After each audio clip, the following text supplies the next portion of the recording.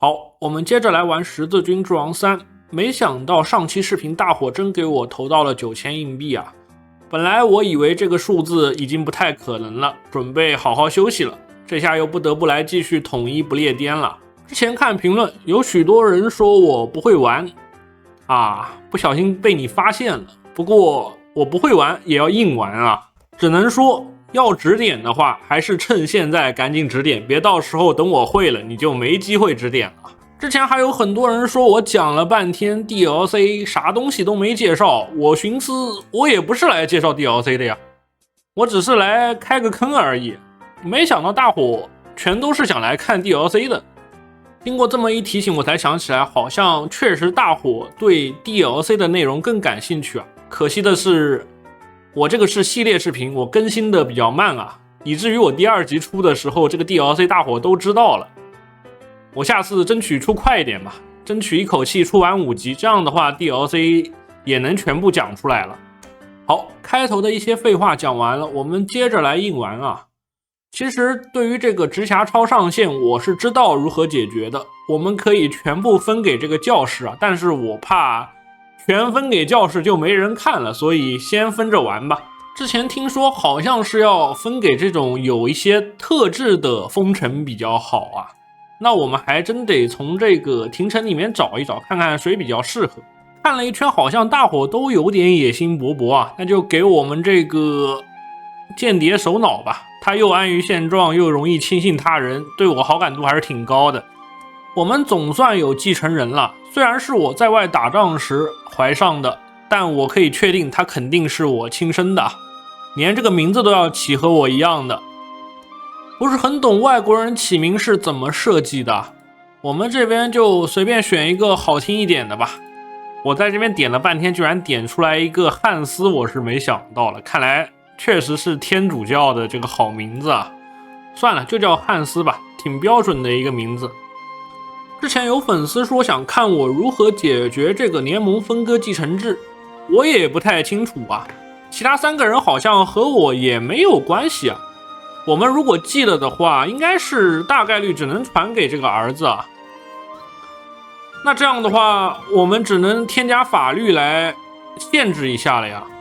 不过关于这4个法律具体是干什么的，我也不清楚。他们的花费还挺高，居然要1500的威望。我们现在1000肯定是不够的。我之前看了一下，好像决议里面还有一个特殊继承法，它只需要300威望啊。那我们可以试试这个啊。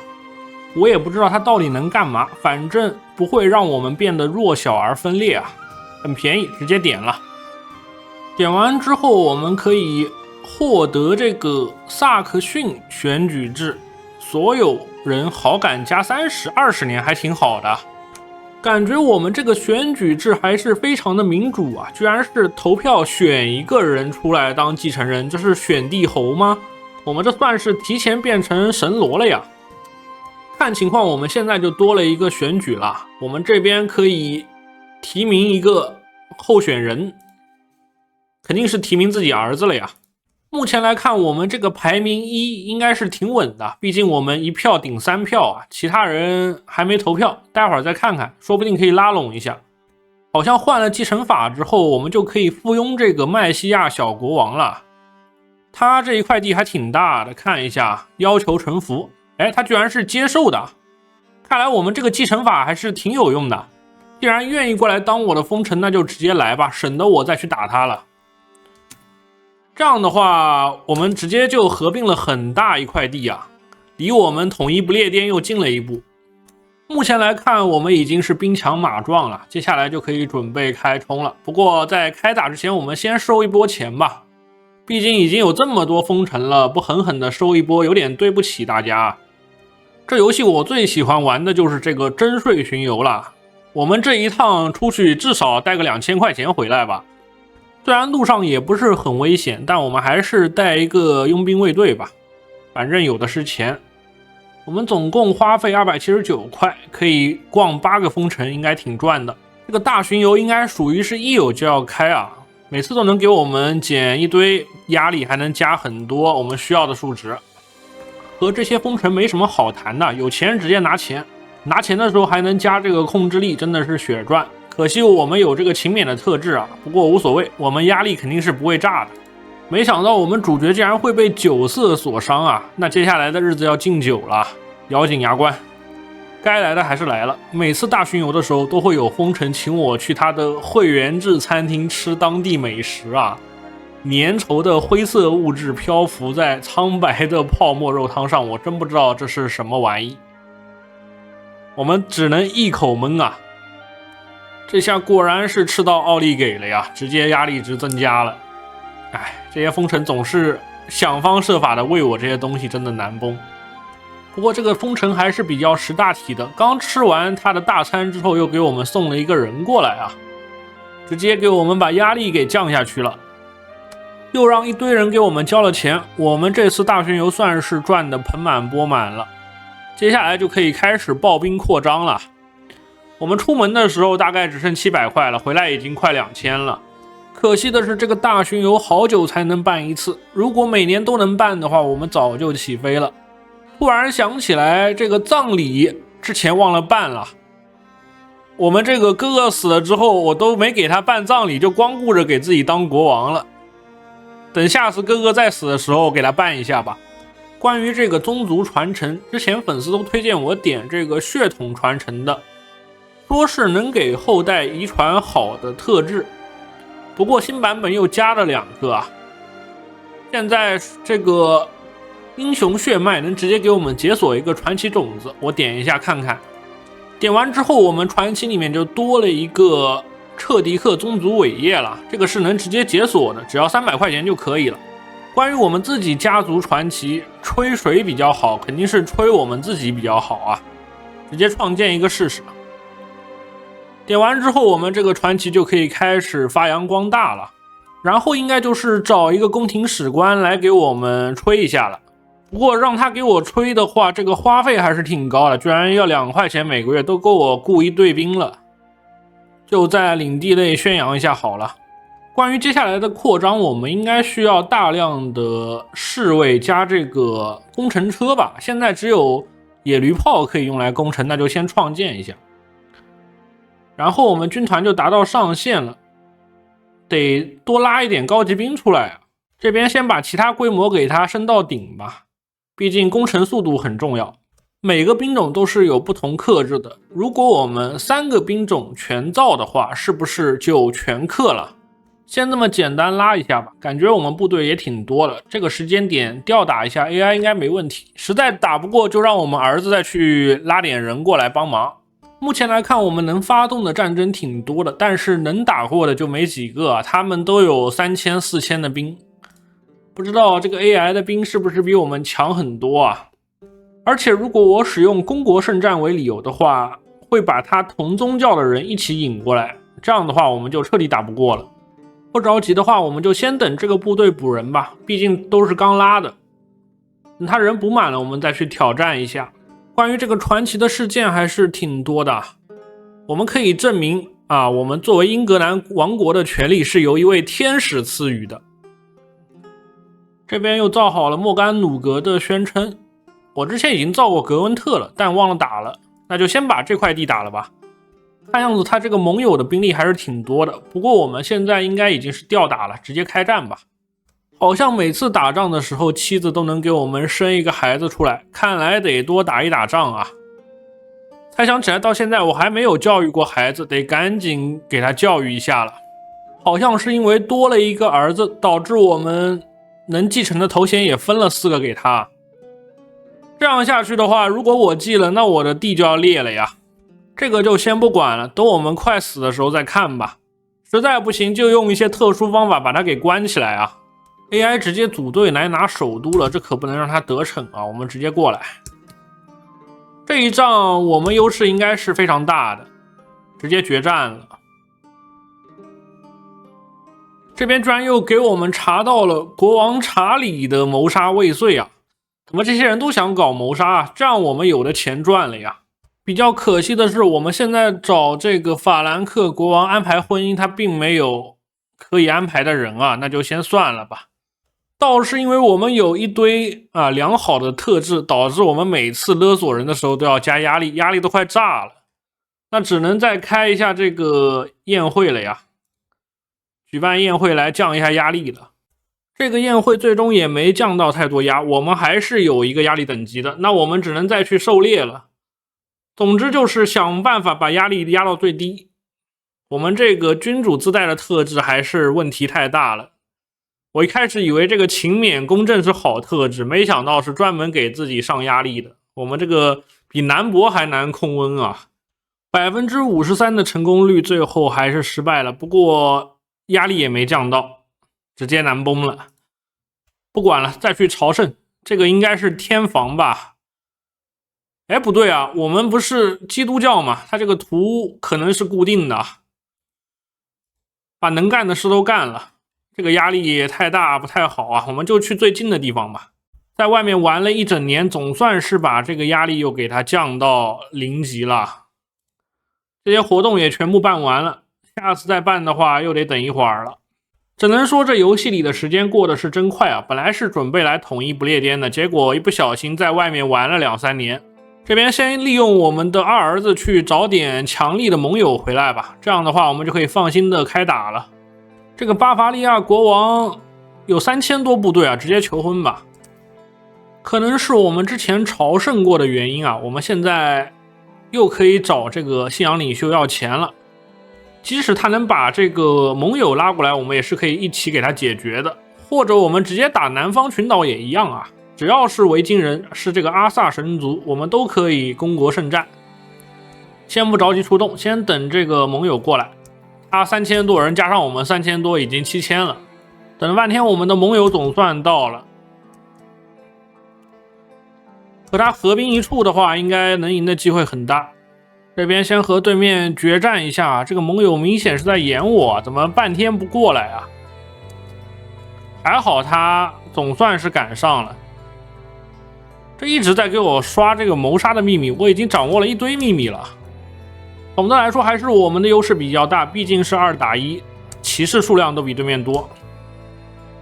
看一下刚刚这场战争的战报，虽然大伙损失数量都差不多，但就是我赢了啊，人多就是厉害一点。这边又逮到了敌军一次，这次我们优势还是非常大，应该是能直接获胜了。正当我们压力无处排解的时候，风城给我送来一只猫啊，那接下来我们这个压力应该很好控了。到了这个881年，我们应该是成功打赢了这个公国圣战啊，可以直接全吃约维克雅尔图公国吧，还是挺大一块地的。哦，也就这么多。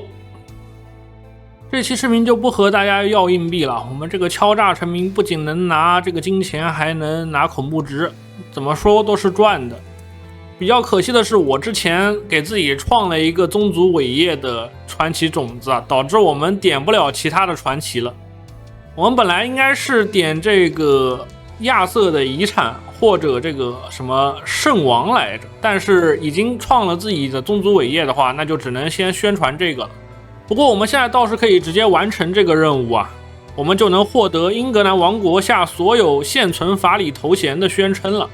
这边完成一下看看有什么奖励啊，50%的概率。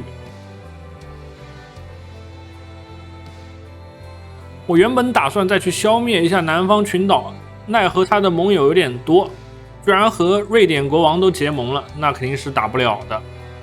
先把周围能收服的都收服一下吧，愿意臣服我就不打了。为了让我们接下来的圣战更加的顺利，我们再建一个骑士团吧。每次打圣战的时候都可以拉过来帮忙。怎么每次大巡游都逃不了这一顿奥利给呀？这必须要吃是吧？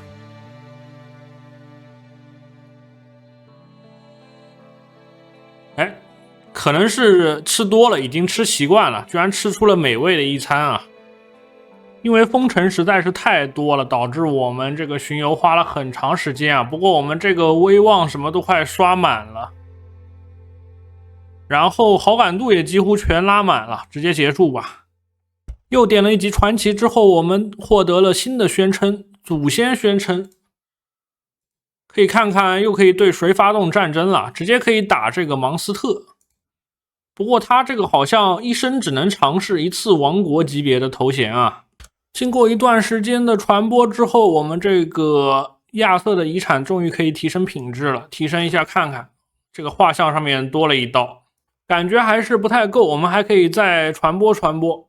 虽然南开斯特和这个南方群岛又结盟了，但我们还是要再打他一遍，毕竟我们要统一不列颠的，他们优先要解决掉。现在我们兵力是弱于对面的，所以我们再让女儿去找一个实力强劲的盟友回来。巴伐利亚之前已经结过盟了，我们只能换一个离得近一点的。先这样吧。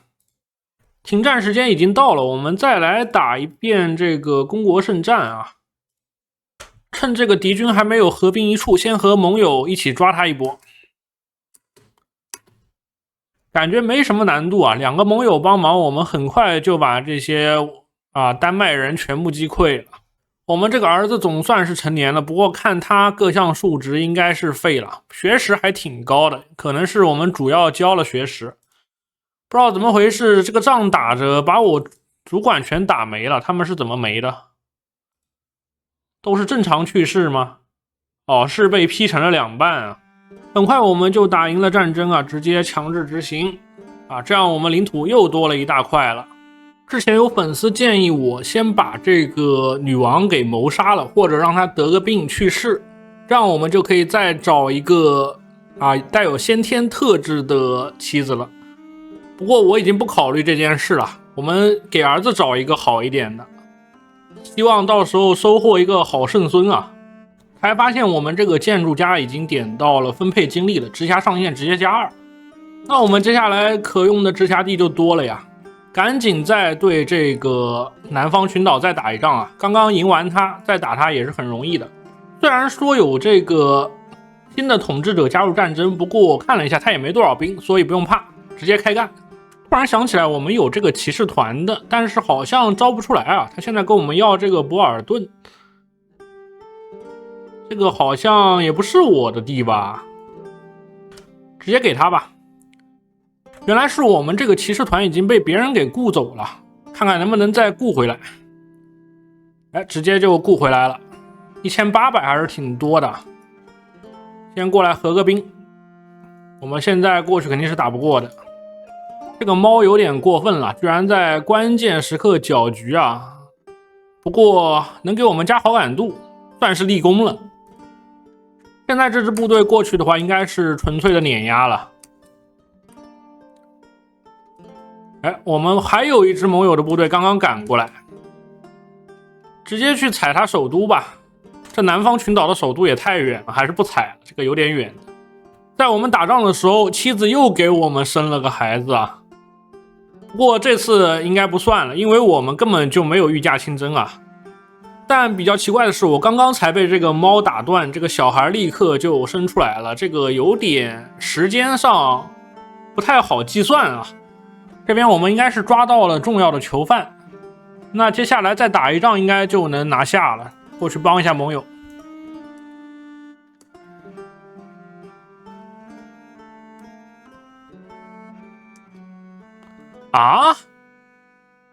感觉这个新版本的瘟疫还是有点难崩的，总是会莫名其妙死一个人，这个也没有办法啊。我们想不死的话只能回档了。这个治愈之手还是第一次见啊，我们肯定是没有这个功能的。不过可能由于心理的作用，所以有 78% 也是算成功的，那倒可以试一试。感染仍然存在，但是他们开心多了。拿下这个城之后，我们的分数就直接达到100了，可以强制执行要求了。坏了，这个女王得了天花了，难道说我们也得换一个妻子了？本来我还是指望到时候儿子给我生一个好圣孙呢，看来得我们自己来完成这项任务了。不过我还没有那么大奸大恶啊，所以我们一定要采取最好的治疗手段。直接给他治好了呀，不知道这是一件好事还是坏事啊。好，我们这局就先玩到这儿吧。目前为止我们这个建筑家也点出来了，接下来可以开始大范围种地了。虽然我之前已经种了不少了，但是对于我的影响也不大，因为都是一些田，这些田加的钱也不多，然后这些兵营也没加多少伤害。接下来的话，学说应该可以换了，我们可以换成学识里面的医学重心啊，点个知天命，或者再去点个谋杀啊，把我们一些可能会分地的人给他谋杀掉啊。他下面这个几个儿子已经开始分地了。目前我们这个头衔继承人的选举还是非常稳的，一共13票在手上，其余的都不相干了。接下来再经过一些短暂的休战，我们就可以彻底把这些维京人全部消灭了，然后再收拾掉剩下几家，就可以统一不列颠了。